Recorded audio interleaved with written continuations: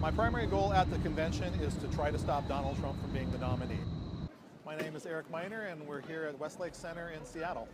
I certainly heard about Never Trump even going back while the contest was still a contest.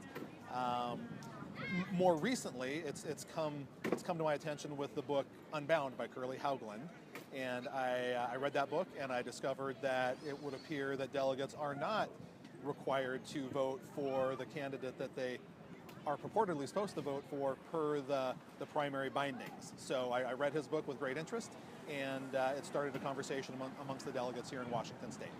I've, like a lot of people, I sit at home and I scream at the TV and throw my pizza at the TV saying, why doesn't somebody do something about this?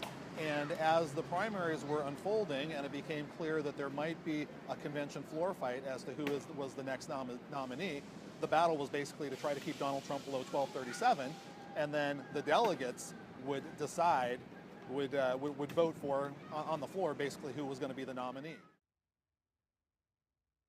There is severe peer pressure everywhere across the country for delegates that are speaking out.